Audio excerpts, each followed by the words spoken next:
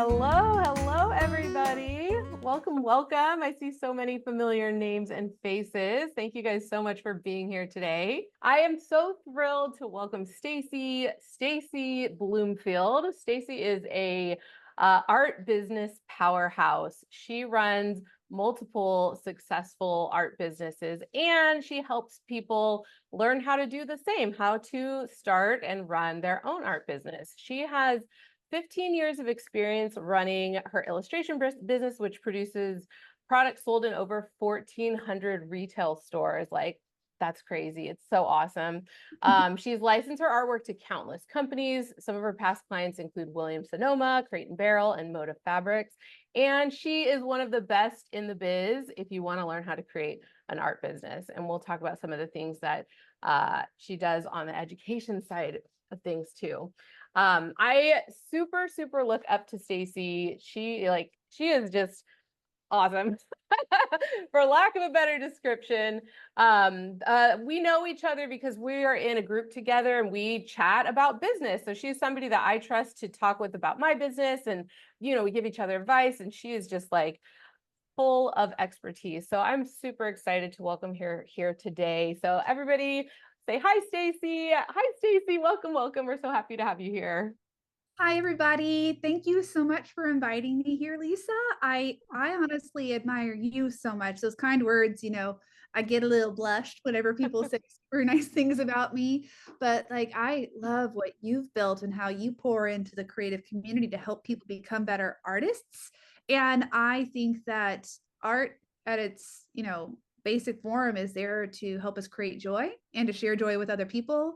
And I'm just really thrilled to be here to talk to your community today. So thank you for having me. Awesome. Absolutely. I think that's why we get along, because we're both like all about the joy and we want to just like keep it going. Oh So yeah. thank you for joining us today. So yeah, I'm just gonna ask some questions and we're gonna do this kind of interview style. So I wanted to start off by Stacie asking you about your background. Can you tell us about your background and how you got started as an artist and what led you to start your art business and teach others about it? My earliest memory truly is of drawing puppy dogs. That's it. Like I can close my eyes and remember being so little. I've always loved to draw. It's been my favorite thing. It's the only way my parents could keep me quiet. I like to talk a lot, and I also like to draw, and that's how they kept me quiet when I was a child. I was always wanting to draw animals specifically, but because I was like a really responsible young person, I didn't think that there could be a career as an artist. I mean, I would say I want to grow up to be an artist, but no one told you it was possible. So I thought the only way to be a creative and make money was to get a degree in graphic design. So I did what a lot of people do, and I teach a lot of former graphic designers now how to find their own way back to making art for them. Because when you work for other people, it's not as fun sometimes. So I got a degree in graphic design and fine art. But funny enough, like when I was little, I had a crush on this boy since I was 12 years old. His name was Nathan Bloomfield, and I decided I would marry him. And sure enough, whenever I was 20, we got engaged, and I feel like I manifested that relationship. So I was young, I got married in college, trying to finish the graphic design degree, and like right after I graduated college, I became pregnant with my first daughter, and I Yeah. just kind of thrust into adulthood very quickly, and art was just like the last thing on my mind. Who had time for it? Whenever I'm like pregnant, I started working as a Starbucks coffee shop manager to pay the bills. My husband was in graduate school, and all the little puppy dogs and animals I used to like to draw, like there was no time for it. And so that's kind of like how I started drawing, and how I kind of, like so many people, drifted away from it thinking it wasn't part of my life. Yeah. Wow. And so how did you eventually get back to it and like start getting back into art and then eventually into art as a business? Absolutely. So, I think most of us are here because we like to draw and procreate, right? Illustration. And I love that we have that tool. When I first like started thinking about art again, so I was so desperate to leave this day job because at the time, uh, all these Starbucks were being shut down. There was like a recession happening, and I kept being bounced from Starbucks to Starbucks. And I was like, oh my gosh, I haven't lost my job yet. I haven't lost my job yet. Meanwhile, that meant I was working like 60 hours a week with a baby under a year at home, and I was never there. And I was trying to find a way out. And I hadn't even decorated my daughter's nursery. So my husband was like, why don't you just make some art? You haven't done that in a long time. So I sat down and I doodled like a seahorse and then a little elephant. And I had no money for art supplies because we were poor. And honestly, like we had no money. And so I drew it on manila envelopes with a Sharpie. And my Oh, husband's like, that's what I could do. And my yeah, husband's like, yeah. so cute. And how about like when I thought to be an artist, illustration like wasn't something that people talked about a lot. I knew of like children's books illustrators, but I didn't know of illustration as like a career. But then my Mhm. husband's like, "Have you looked on Etsy? There are people doing this. There are people, and this is 2009, I think. Yeah." Mhm. And he's like, "Look, there are people who are like drawing art the way I think you'd like to. Um, selling it online. Why don't you try that?" So we like rubbed together every penny we had and we bought bought myself a little printer, and my father-in-law gave me an old laptop with Adobe on it, and I learned how to make art prints. I Oh, just yeah. drew my own animal art and printed them myself and put them on Etsy and tried really hard to sell them, but it took a couple of years to actually get, I'm going to say good, because you all know when you first start drawing, like there's a learning curve. And even though I'd always done fine art and other graphic design in college, like creating fun, whimsical illustrations where you have like your own style, like that's harder, right? And so it took me a couple of years to find my voice and to start getting traction. Eventually, I started selling more and more art prints on Etsy. And then things just began to happen about 3 years in whenever a blog featured me. And then Etsy decided to feature me because they thought what I was doing was cool. And they featured me on Black Friday, and I was Oh. able to that I had made more money in one weekend through that sale through Etsy than I had the previous 3 years combined. And I just left my day job. I was like, bye bye. I'm not going to do this anymore. I'm going to do art. And that's how I found my way to be a professional full-time illustrator. Wow, that's such a great story. And you know what, when you were talking about the nursery art, like that's kind of how I got into Procreate. Like that was some of my first artwork that I made. Jeff, my husband, bought me my first iPad after I had my first baby. And some of the first art that I made was actually for his nursery. I drew like a little bear. His name is Bear with a party hat. And like, yeah, it's still in I there. love that. It's not that great, but it's still there. Well, I think that so often we create the art that we need, like creatives, we're creating what we want to see in the world. And for me, didn't have the money to buy like the expensive things that I desired for nursery decor. Even Target was out of budget for me at that time. And I was like, I'm going to make the art that I wish I had for my daughter's nursery. And Mhm. even though like I've gotten better as an artist since then, we make what we want to see. And I think a lot of mothers, especially, start out with nursery art because they're raising their kids and they're thinking, like, how would I dream to decorate their room if I could do whatever I wanted? Because we have complete creative freedom once we Yeah. learn to draw and create illustrations. Yeah, that is so true. It's like a playground. I always call it that, it's just freedom to just kind of make whatever choices you want, especially at a time like for new mothers, like where there's so many responsibilities and things you have to do, like just being free with your creativity is feels like such a luxury. And it's just so important. So I Yeah, totally and relate. what's funny is like so many of the artists I work with now, I talk about my own story as a mother, but there's this whole other story. There is like the second act for people who, where I was at, I found a way back when I was in my 20s to make art again, but a lot of women don't find that opportunity until later in life. They are Mhm. raising their children and it's hard, or they've worked a career and they're finally in their 50s, 60s, and even 70s, like, oh my gosh, I've always wanted to draw. I loved to draw when I was little, but no one ever showed me it was possible. And they're picking up their iPad for the first time or painting for the first time. My mother-in-law is learning how to do stained glass right now and oil painting. She Oh, retired. wow. And it's like there's this creative renaissance for people all over the world to be able to make art anytime in their life. And that's Mhm. messaging I don't think that's been out there for everybody to know that it's like there's room for us to learn at any age. That's absolutely true. In fact, like there are many, many, many members here in Art Makers Club that is their exact story that they've shared with me. Like they're, maybe their kids are grown or they started to have more space in their life and they're, finding their creativity again through, drawing and Procreate. I think it's so awesome. Like no matter what stage in life you are, there's room for you to do this. And yeah, I totally agree with you. Yeah, it's delightful. We need more art in the world, especially now. I feel Yeah, like we for bring light. sure. Yeah. Well, let's talk a little bit about I invited you because I really wanted you to share some information about careers in illustration and just kind of like what are some possible career paths for people who are passionate about art or have art and illustration skills. Like what's out there for people when it comes to ways that they can make an income with their skills. You got it. So right now I'm in my studio. I have a business called Gingerbread. I didn't really mention it yet, but Gingerbread is when I started my Etsy store, I named it Gingerbread. There's a whole story about it, but I won't take the time to tell you. But it's just the matter of like I didn't know if I was going to actually have a career as an illustrator when I opened my first Etsy store. But now here I am 15 years later, still doing this. And now I work full time as an illustrator and employ people to do it. So if you hear any tape in the background, people are shipping boxes behind me. My team is because we now take that art and we sell it on products all over the world.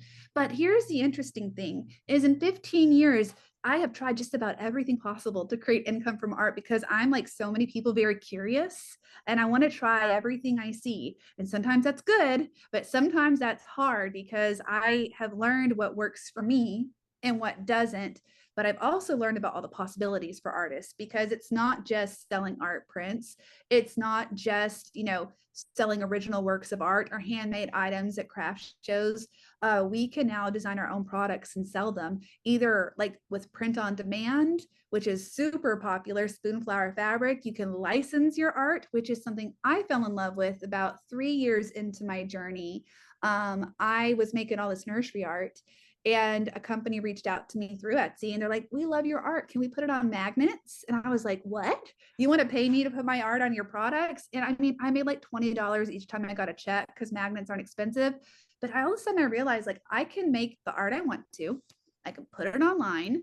I can advertise like I'm available for art licensing. You can put my art in your products. And I began to have clients who would actually come to me and be like, we love your style. We would like to collaborate with you. So you mentioned like Crate and Barrel. I worked with them for like 7 or 8 years. I just got my last royalty check from them last year before they retired my last SKU with them. Some of that first nursery art that I made is what they put on their products, which was pretty crazy. And I realized that like it's limitless for us as creatives. Like if you can make money as an artist, if that's what you want to do, for fun on the side. A lot of people I work with still have full-time careers and they like to do like weekend they're weekend warriors, so to speak. They're like, I'm going to make art this weekend and I'm going to put it online and I have a couple of hours, so I'm going to do some research and see if I can find a licensing client to work with, to collaborate with. Or they'll make their own products like I do right now, and they'll open their own Etsy store and they'll sell anything that they would like to. But the opportunities keep getting bigger and bigger for artists to create income. But art licensing is a place people like to start with because it really is about making a marketable body of artwork. You can take your time, find your voice as an artist, put it in like a digital portfolio. When I was little, I had like a leather portfolio that I carried around. I was like this big, this art nerd. Every trip we went on, I'd be like, Mom, I can't leave until I've put my art in my portfolio. And I would literally take it on trips to like Lubbock, Texas, as if someone's going to ask to see my portfolio as a 12-year-old. I But love the confidence. I love that. That's so good. it was filled with colored pencil drawings of Mary Englebright drawings. Like I would look at her work and I'd be like, illustrator, draw it, but like now we don't have to do that. So if you have email, and especially if you're already drawing like digitally with Procreate, it's so simple to put together a portfolio of artwork, put it online. And if you're brave and willing to learn to pitch your work to people, meaning you know how to write an email that's like, hi, my name is Stacie Bloomfield. I have a company called Gingerbread. I love to create art that adds zest to people's nests. That's what we say Gingerbread does. And I think that my art would be a perfect fit for your customers. Here's why.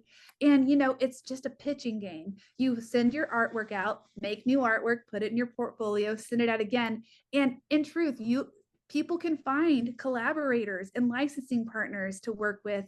And then you get to see your art on products you could never create yourself, which is just a dream come true. Like these are swaddles with Aiden and Aeneas. Do you remember that? You know that swaddle Yeah. company? Oh yeah. Yeah. I had a bunch of those. Yeah, My kids are I older now. totally forgot I even collaborated with them, but I found their samples and I was like, this is my elephant on there, and this is my little giraffe on there. And that's Oh, because I pitched my work to them and I said, I think people would like to see my little designs on your products. So licensing is a place people start, but also creating your own products. So we now sell tea towels with art on them. Like that's kind of what people know us for, our tea towels. But I didn't start with tea towels. I started with little handmade animal pillows that I would print the fabric on spoon flour and hand sew them myself and sell them on Etsy and ship them everywhere. And then stickers became a fad a few years ago. We've done enamel pins, greeting cards, but like the barrier to entry is so much lower now for you to be like, I want to see my art on a coffee mug. This is my art on a coffee mug. I'm able to sell it now if I want to, because there's the possibilities are endless. awesome. Wow. So lots of different things. If you were gonna say like a list of just like list off like Run it through. career paths or like things that you can do to make art, like just list them off. I want to hear that.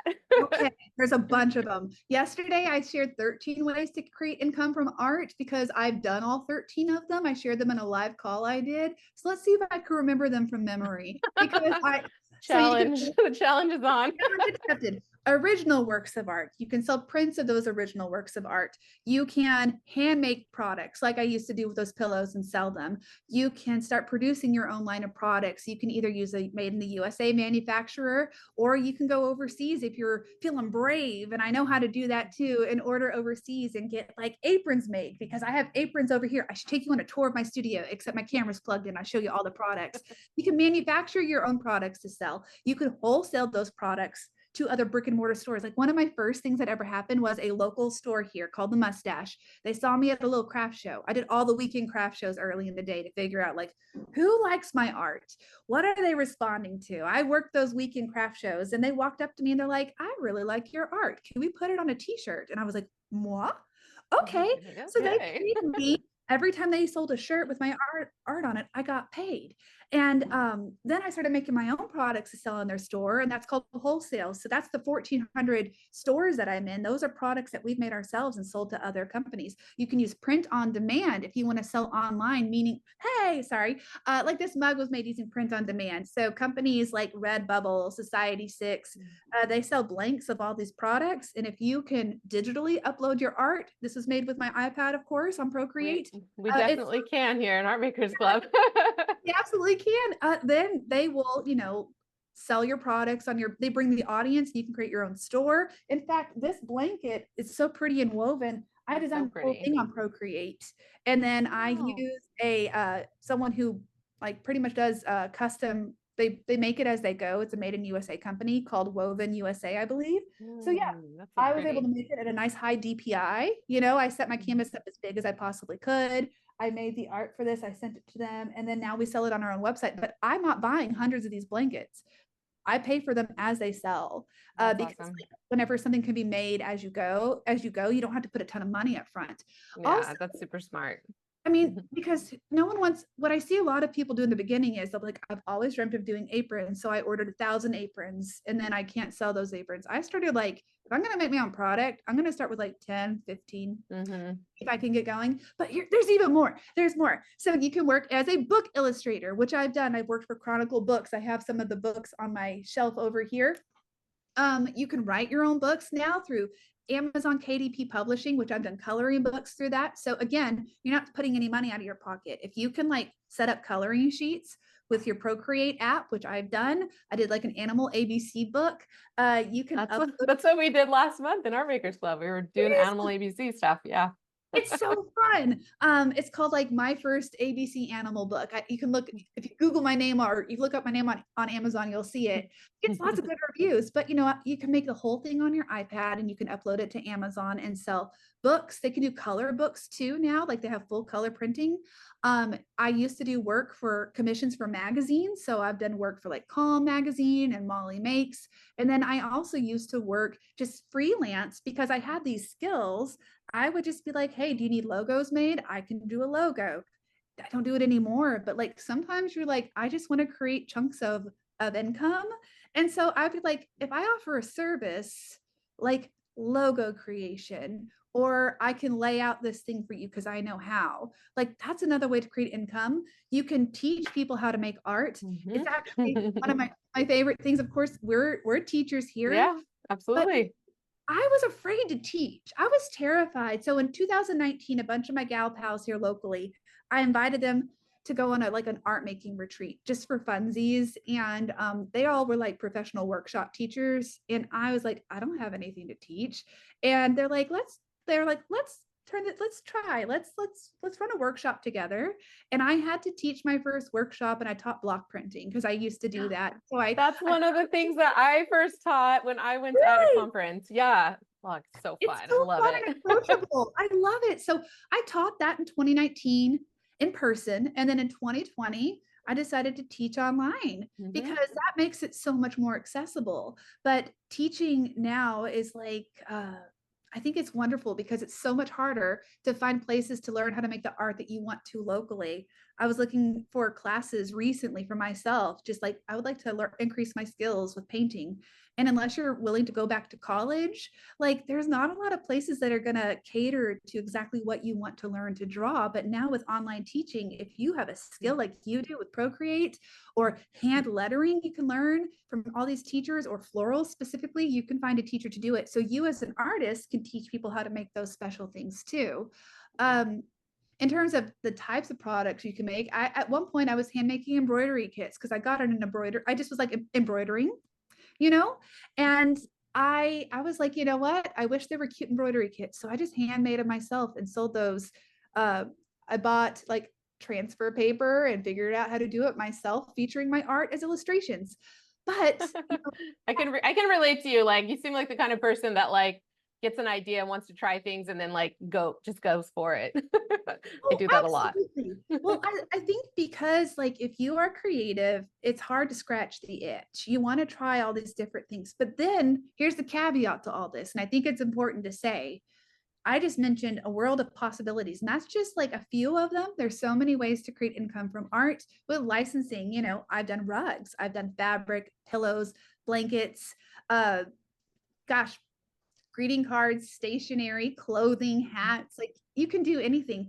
But what happens is at a certain point, you have to focus on your skill level as an artist, grow your skill and find your voice and a style.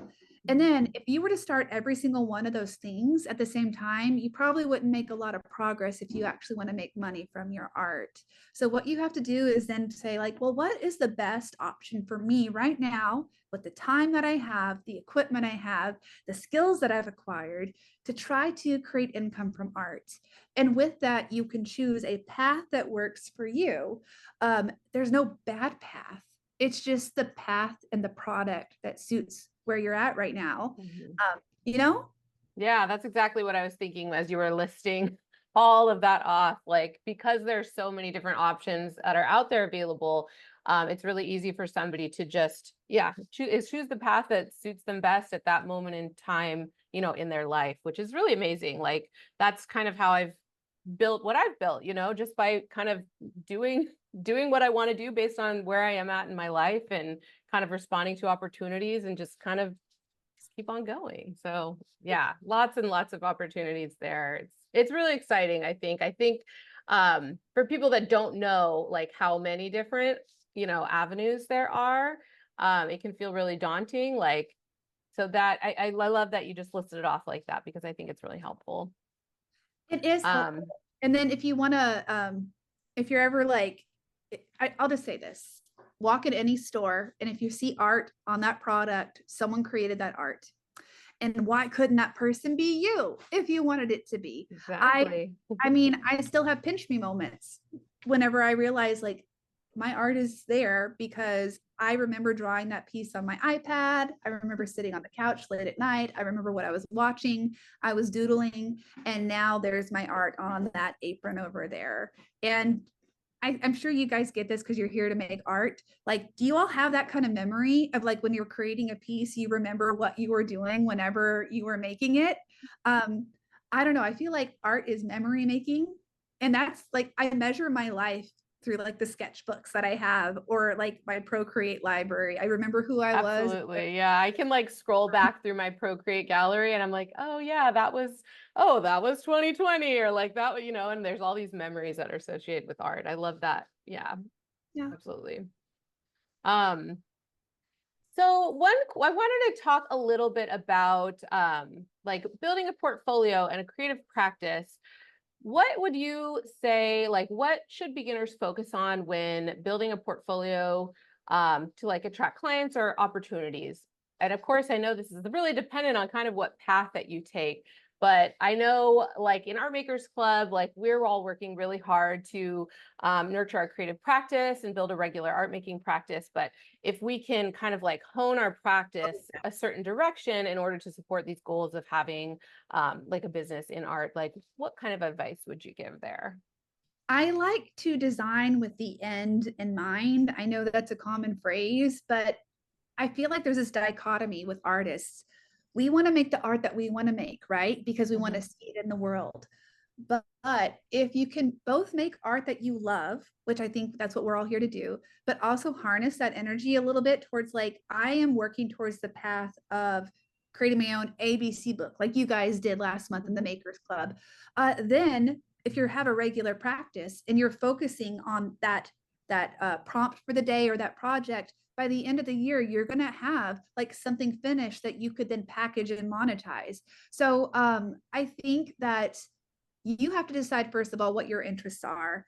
Most art does have an audience. I talk to people who are like, Stacie, your art is happy and perky. My art is not. Is there an audience for it? And absolutely, there For sure.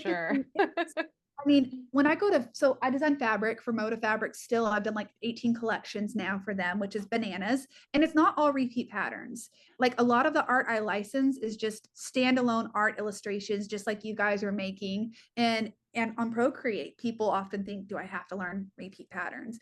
But back to the question, what's the most marketable thing? If you go to Quilt Market, you're going to see there's an audience for everybody. I once saw a line of fabric for Outlander fans, and I was like, hey, oh, I feel seen. I like that. And then I saw like a steampunk area, and I was like, that's not my style at all. But there is art for everybody. However, if you want to design for the most marketable categories, I'm going to tell you what those marketable categories are.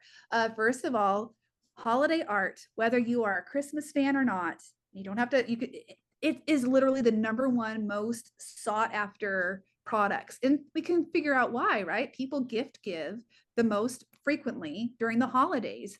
So, we might not think Christmas pajamas are what we want to make, but people are buying Christmas pajamas every year and Christmas cards and wrapping paper. And then with licensing, specifically art licensing, like people are shopping for holiday art year round. And then in my own product business, Gingerbur, we giddily design holiday things now.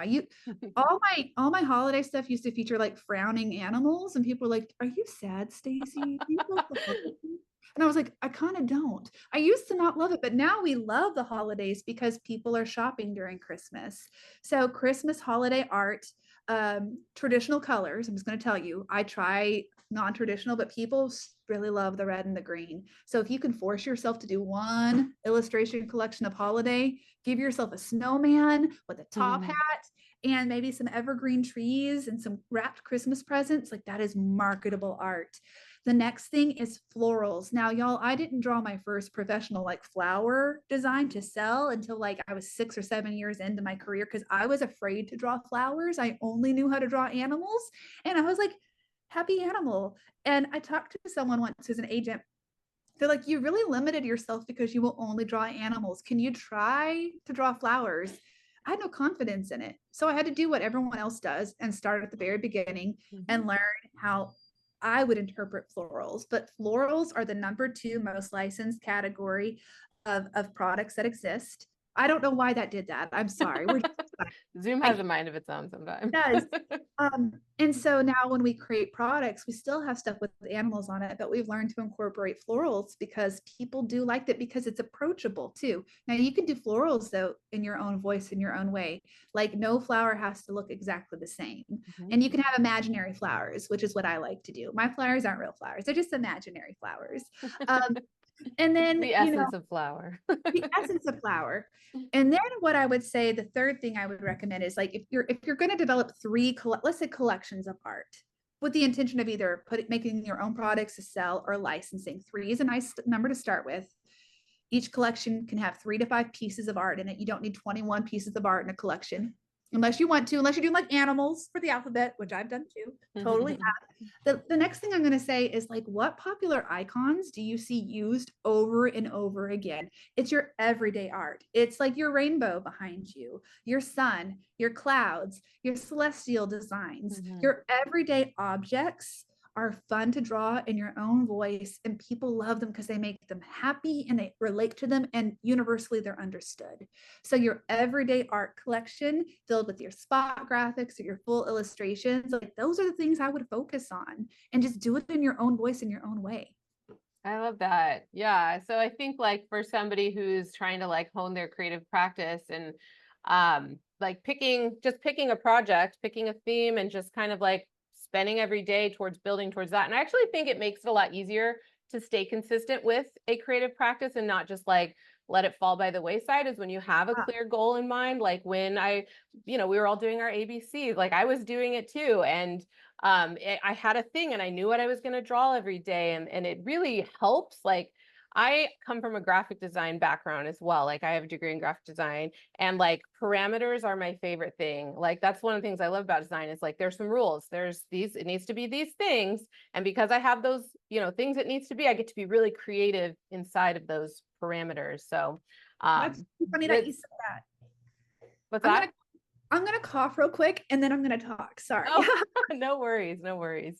But yeah, so yeah, if you're wanting to work towards, a goal of, creating a collection or something like that, it's really going to actually help you with your creative practice. And in my opinion, so I agree. So sorry, I got so excited I choked myself because that's fine. But I want to comment on this. So, I teach artists how to create income from their arts, but most of the artists I work with are kind of at the beginning of their journey. They love to draw, but they don't feel like they have marketable art yet, or they don't have a voice yet. And a lot of artists, you mentioned the limitations. I teach this specifically because you actually are more creative and will stretch yourself and become better if you create some rules and parameters for yourself. Exactly what you said. So whenever I give people like a design brief, I don't know if you guys do design briefs too, but like in my programs, I create projects as if a client is hiring you as a professional illustrator. And I say, pretend that I am so-and-so from this outdoor company, and I'm looking to make a new line of children's outdoor furniture. I need you to draw X, Y, and Z. Here's my color palette, and it's a limited color palette. And here's the subjects I'm interested in. Here's the products I want to put this on. Go for it. Make me some art.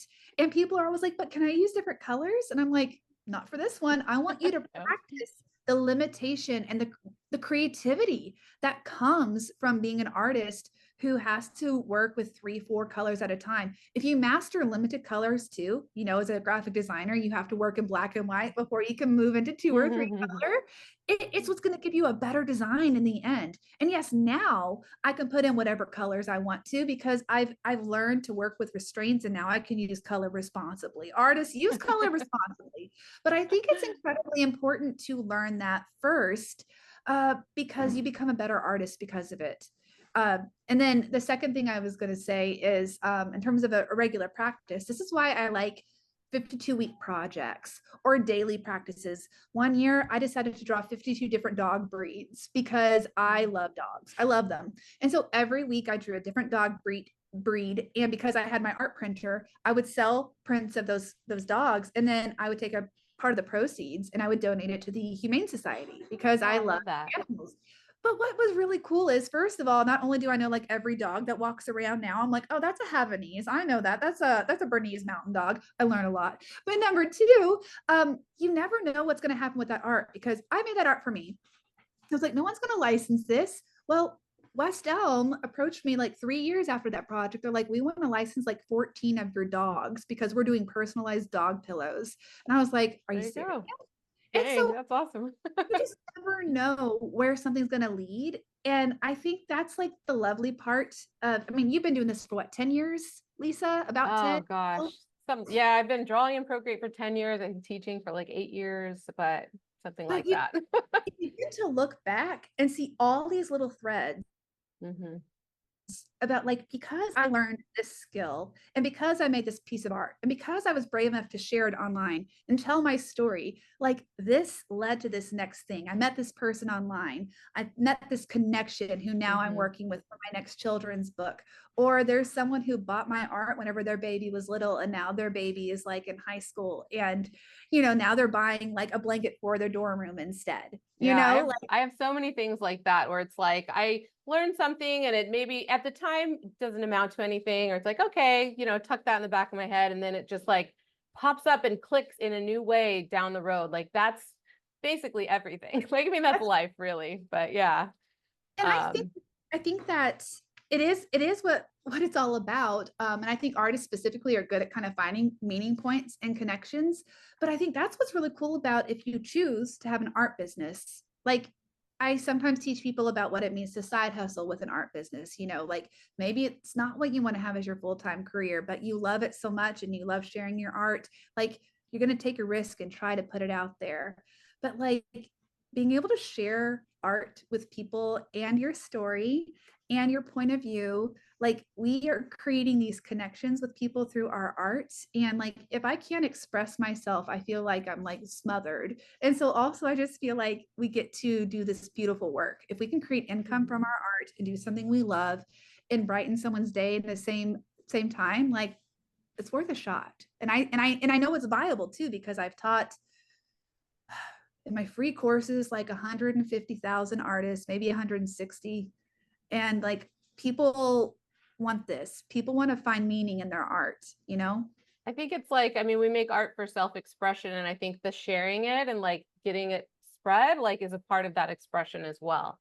So, Absolutely. and if you're able to, support yourself in making art, like it just kind of lets you make more art. Like that's kind of how I think about it. Like I don't do what I do so I can make tons of money or anything. Like I do what I do and I have my businesses so that I could keep doing what I'm doing. Like I just want to like draw more and teach more, and like I just want to do more of that. So if I can support myself so that I can keep doing that, that's the goal. Let me tell you something about, on that note. Like, so I started out, I was working at Starbucks, and I was doodling when my daughter went to bed. I'd put her to bed and I would draw and create an Etsy listing. And, the first goal was, I tell people this, it was like, if I could pay like my grocery bills with my art, I thought that was it. Like, if I could do that, I was like, oh my gosh, I've made it. And then I tried for a little bit more and I'm like, if I can pay, for my mortgage this month with my art, then I have made it. And I'm doing it all from my dining room table. I never thought that I would, you'd see people online who like have pretty studios and you're like, oh my gosh, like what does it take to get there? To be able to like not work at your dining room table and have to package away Hmm. all your Hmm. stuff and keep touching it. But I think that a lot of times we limit ourselves with what's possible. Either we haven't seen examples of people who are doing it, I think, or we struggle with confidence. Like sharing the art is very scary if you grew up in an environment where people weren't champions of that Hmm. or discouraged it. And so often it's like we're starting out where we're at right now using what we have. And it's about confidence in the beginning, sharing your art and just being brave, even if it's not perfect and even if it's messy. That's my favorite time to share is whenever it's messy, honestly. Hmm. Perfection is really not the best. I like just being very real. But then if you are able to keep learning and growing, and improve on your skills and not just be the type of person like I tried it once, it didn't work, I give up. If you have some persistence in you, you can actually turn it into a career. And whenever I got to like move out of my house to have my own studio, I was like, I got it made. This is the best thing in the world. But now I actually employ people, like all the people who work behind me, like they're shipping the products, they're putting them together, they're answering customer service emails. So now I create jobs. If you'd asked me 15 years ago, Starbucks Stacie was going to be able to help other people live out their talents and passions, like I wouldn't have thought that was possible. So you can dream as small or as big as you want. And if you're willing to put in the time, it's possible. It's so true. I wanted to talk a little bit about some of the, biggest challenges that people might face in starting or running an art business, or some of the like common mistakes people make in the beginning.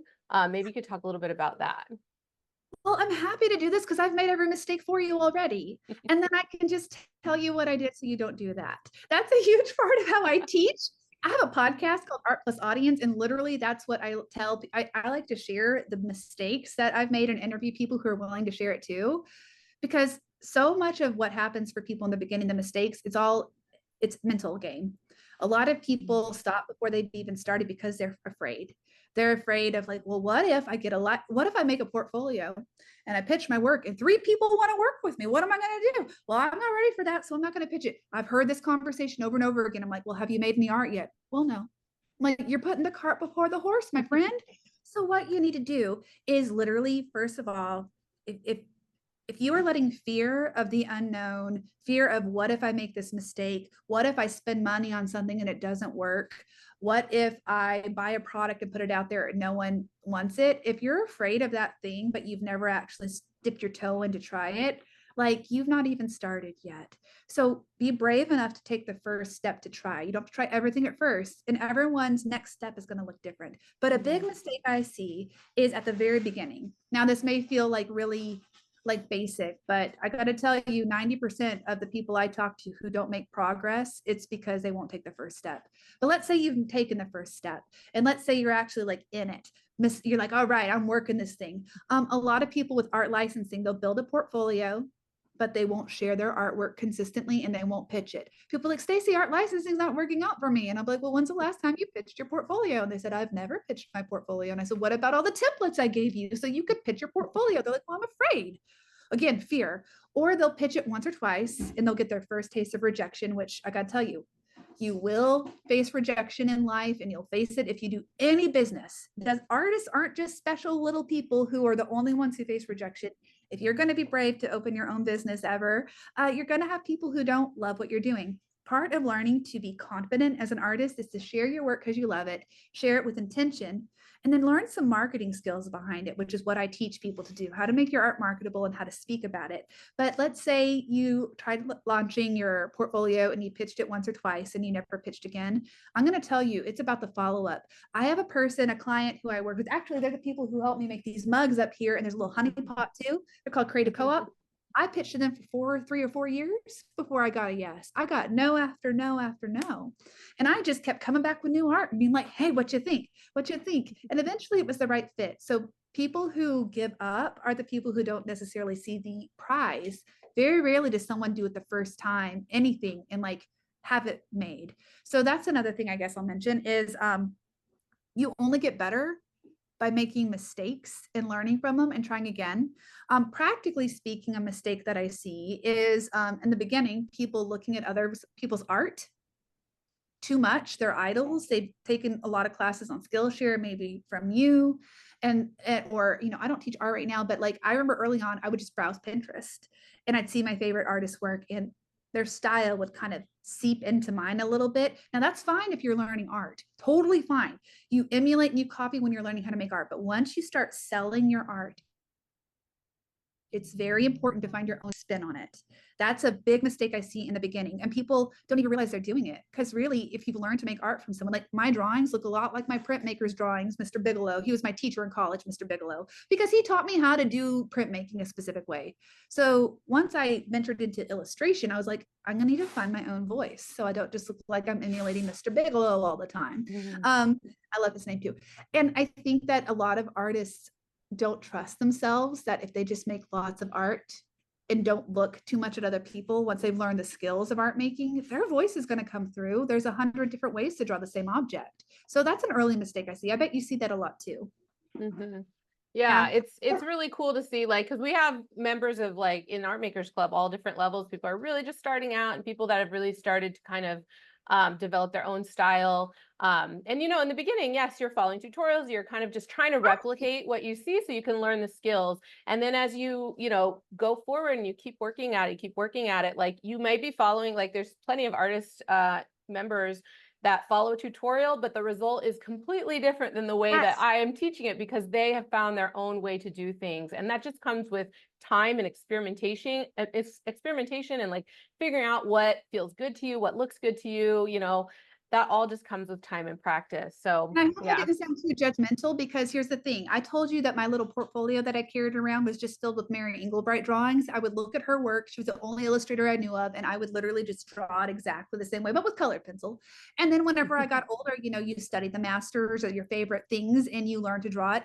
But then I think it's like this next step of bravery, that if you're going to try to sell something, I just want to see you try to put your own, trust yourself enough to put the tutorial away once you've mastered the beginning skills, and just let your creativity flow. I see that Yeah. for a lot of early artists. And I think the third thing I see is artists getting so excited. I call it artist squirrel syndrome, because I have been the artist squirrel. It kind of goes back to what we talked about in the beginning. There's so many possibilities that you're like, okay, Stacie's talking about art licensing, so I'm going to go make my portfolio. But then Lisa next week's going to talk next about KDP publishing for coloring books. And you're like, never mind, I'm going to go do my coloring book. And we get so distracted by the possibilities that it's really hard to settle down and commit to something long enough to see it through. So, like, I want you to imagine that you have a Post-it note every day, and you can only focus on what you can put on a Post-it note. That's all you're I allowed to love focus. that. Yeah. Now, don't just try to write really, really small so you can put 14 things in there. Like But we did for notes in class for the yeah, test. but like if you're at the beginning, you're like, well, how much can I realistically focus on? If put it on a Post-it note, and every day have a new Post-it note. So today I'm working on the next step, which is I'm working on my B alphabet illustration. And then maybe if I finish that, I'll move on to this next thing, which is like I'll work on the cover for it. But like 3 things on your Post-it note at a time. And you just work on those until you cross off the next thing, and just get yourself some Post-it notes. And that's how I did it in the beginning too, because once I learned to focus, I actually made so much more progress. And then I have a little idea list on my phone. Every time I get the artist squirrel syndrome and I get excited, I just go to my idea list. I'm like, write it down for later, Stacie. And Great. there will be time when that will come for you. Time is your greatest asset. I'm 38 and I've done a lot of stuff, but my list is enormous of all the other stuff I want to do. Just can't do it all at once. I love that.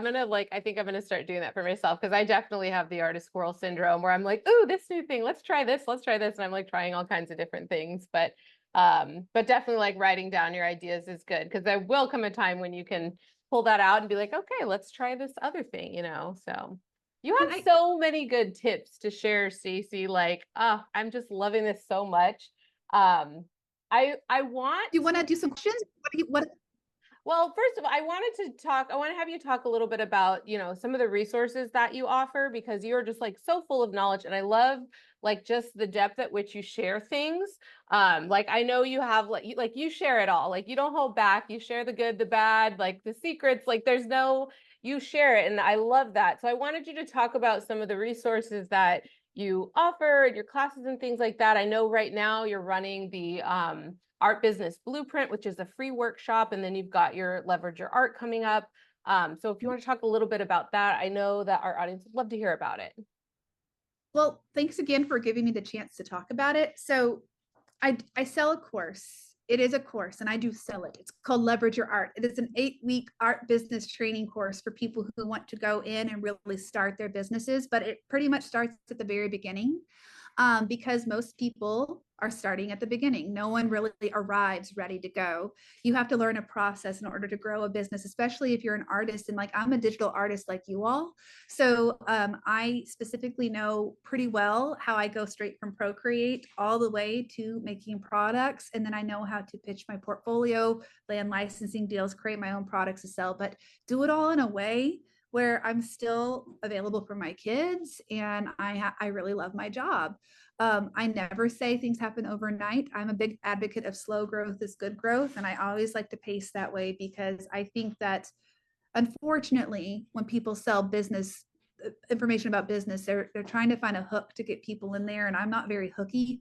The truth is, I started my business in the margins of life, like so many people, finding time here and there. And so I do have a course, and it opens for enrollment next Tuesday, and it's only once a year that I'm going to offer it from now on.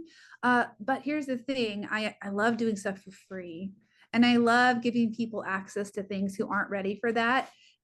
Or maybe you don't know you're ready for it. But right now I'm running the Art Business Blueprint, which is a completely free 4-part workshop where I take you through why a lot of artists struggle and fail in the beginning, which we've talked a little bit about that today. And you can catch up and watch all the videos because they're on replay available for you if you sign up.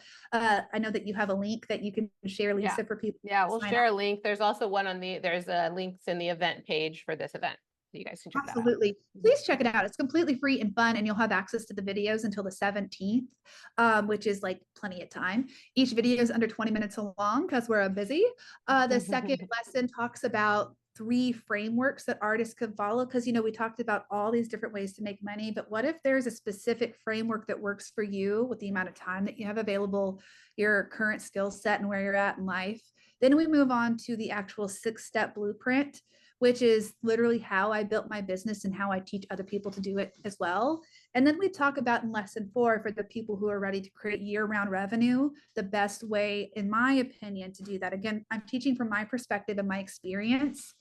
And I guess the last thing I'll say is it's a lot of fun. So you should just join just to have fun, because it's a very uplift. Because you're here in Lisa's world, I kind of know that we have a little bit in common there. And so you're going to have a lot of fun if you take this workshop. You're going to think about things you've never thought about before, but you're going to meet a lot of artists, because there's like 30,000, 37,000 artists who are taking this free workshop right now. Most of them will take the free workshop and they'll show up next year when I offer something else for free. But there are some people who are like, they'll hear something and they're like, you know what?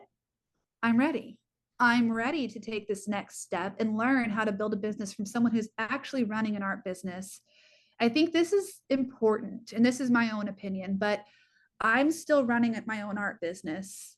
And that means that even though 15 years ago when I got started, times might have been different, I still know exactly what artists are dealing with when it comes to being online on Instagram or TikTok or YouTube. Well, I'm starting a YouTube channel. I don't know everything about that right now. Go to Lisa for that. I know the struggles of selling products. I know what it takes to pitch your portfolio, because I am in the trenches doing it with you. Yes, I have a team who helps me, but like, I'm not teaching from outdated theory, and I'm not teaching stuff. I only teach what I actually know how to do. And I always put that caveat out there that like, there may be other ways to do things, but this is how I do it. And I think that teaching from that perspective allows people to realize like there's a lot of different paths forward, but we have the freedom to create the path that works best for us. That's what I've done. And I want that for my other students too, to realize like, it's not just like, I have to be a surface pattern designer in order to be successful, or I have to be a Society 6 print on demand master in order to be successful, or I have to sell tea towels because that's what Stacie does. There is a path and a place for you, your voice, your medium. And that's what I like to offer. So completely for free, if you'll join us, the link Lisa has, I'd love for you to catch up. Everything is available for replay because we're busy people with busy lives. And then I do Q&As every other day. If you want to join us live for those, I answer lots of we had like 400 questions submitted yesterday, so I couldn't do all of them, but I did answer a lot of questions, and it's just fun. And I like to hang out with people. And so if you enjoy this, hang out with us too. Oh, Brittany said that she took it last year. And oh, wow, Brittany said she took it last year, and I'm still feeding off the good information at my own pace. Worth it 111%. Brittany, thank you for saying that. That's tremendous. And I think that kind of, when other people say it, like, that's whenever you know there's some goodness in there, because anyone can learn to market, because I teach you how to market. But yeah, I've read from people that have taken your course before, like the thing that like comes up again and again is like, I felt like my hand was being held. Like they really feel like they're well taken care of by you through this whole process. Like she was holding my hand, and like I know that's like something I try to like hold people's hands too in the, what we do here in Art Makers Club, just to make sure that they feel like taken care of, like I got you, come with me, I got you. Yeah. That's sometimes people just need someone else to give them permission to say yes, and to tell them that they're doing a better job than they think, because we are our own worst critics. People think, well, once I have this level of success or I accomplish this thing, then I won't feel this way. No, y'all, I still feel this. That's my husband. I'm like, do you feel any different now at 40 than you felt when you were 18? He's like, I don't feel a lot different, honestly. I'm the same person. I just have more life experience. So things don't just go away because you think, oh, once I hit this goal, then I'll be better. You got to just take life right now where you're at and do what you can with it. And that's what I encourage people to do. Yeah, we just take bigger risks now that we're older, but it still feels just as scary every time. Absolutely, it really does. Oh, Lydia. Started Oh, listening. she said I actually started listing on Etsy again after listening to Stacie's talk yesterday. That's so awesome, Lydia. Congrats. I think Yeah, that's sometimes we phenomenal. just need like that little push, even if it's just listening to something that motivates us, because we have it in us to do what we want to do. We really, really do. Sometimes we just need some help. I just wanted to ask one last question as well before Oh, we left too, yeah. because someone just was asking it, do I need an agent today? Because back in the 90s when I did it, I did, but just a real quick kind of, do I need an agent? Yeah, if you didn't hear that, this person was asking if they still need an agent today, like to do this type of work. Well, you know what's funny? I've never had an agent and I've licensed my work to a lot of people. But what's funny is I always want one. And so I actually shared on my Instagram account, Leverage Your Art, maybe about a month ago, that this time last year, I was really sulking because I teach people how to license art and I do it myself. But I was thinking, maybe I should get an agent. I don't know. Maybe that would be helpful. And I even had I pitched my work and I landed someone and we got all the way to contract phase. And at the very last minute, they canceled the contract. It was just about something we couldn't come to terms with in the contract, which is why we have contracts in the first place. And I teach about contracts inside of my course, Leverage Your Art. I teach it and we have That's very valuable info, learning about contracts. and my attorney, Jason Aquilino, my intellectual property attorney, he gives complimentary to all of my students an art licensing contract that you can adapt to use because I teach you how to do it yourself. Because to answer your question, like I thought I needed an agent last year, even though for 15 years I've been doing it myself. But last year I was like, maybe I should just get an agent. And I was so sad. And I was like, man, I don't have an agent. So I shared about it online on Instagram last month. And I just had hundreds of comments of being like, you don't need an agent. Remember that, Stacey. This is what you tell everybody. You teach this. You don't need an agent. People can do it themselves. And you know what? I'm going to just echo back to you what I tell my students. And sometimes we need a dose of what we teach to other people. We got to remind ourselves every now and again. You don't need an agent anymore. In fact, I have a big announcement coming up and I can't share it until next month, but something big happened and just watch for it. It happened without an agent. And I just got to tell I'm excited to learn about it. even if you don't sign up for the course, join my Instagram because you'll watch for it. But I got to tell you, like, you have the ability to tell your story better than anybody else. You have the ability to talk about your artwork better than any agent could talk about it. And I teach people how to find the contacts that they're interested in pitching to and how to see unutilized resources for collaborations. It's not everyone says, I want to collaborate with anthropology. God, tell you what, anthropology does not pay as well as you might think. But that little store over there where they produce their own line of t-shirts and they have a loyal following online, they're a great person to go collaborate with. And I teach you how to do that inside of Leverage Your Art because sometimes the best opportunities are right in front of us and we're all chasing the big shiny object. But I like people to see what else is available. You don't need an agent. And I'm now almost smiley because I have to remind myself of that too. And now there you go. That's my answer. You don't need one. Awesome. Well, that is so great. Like that's good to hear. And I think that's probably a good thing to end on today. Stacie, thank you so much. One more time, just tell everybody like how to find you. We're going to be sharing links to Blueprint and Leverage Your Art, but like tell us where to find you. Joe says, no, don't let it end. I know. I know. I love it I here love too. that. I'm so happy. Thanks. I'd love to hang out with you guys. So I'll be Yeah, going. maybe we'll have Stacie back again sometime. This is like our first guest speaker in Art Makers Club. But I think it was really awesome. So hopefully we'll get to do more of this stuff in the future. Awesome. Well, if you want to follow me, first of all, my brand is called Gingerbird, Gingiber, and that's where I sell my products. And I have an Instagram account. I talk about like tea towels and all the products. If you want to learn about art business from me, Leverage Your Art is where I do that. And then for my mini course, the Art Business Blueprint, please go use Lisa's link because she has graciously agreed to share about it with you on my behalf because she's been awesome and supportive. And like I said, like she said, we we really admire each other and share with each other about our businesses and journeys. And the thing that we both have in common is our heart for our students and to bring joy to them. So go use her link, but the Art Business Blueprint is happening right now. And lesson 3 will release on Saturday. Lesson 4 will release on Tuesday, the 10th. And then open cart for my course, Leverage Your Art, happens next week. And I would just love for you to come see if it's a good fit for you. That's it. Yeah. And I know you offer like a 14-day like money back guarantee. Yes. Like it is a big investment, but I like just looking at like there's so much info. Like it's a really in-depth, tons of information. Yeah, absolutely. I'll say this. I know we got to end, but let me just say, because I tell you, Okay. you're your own best marketer. Here's the thing.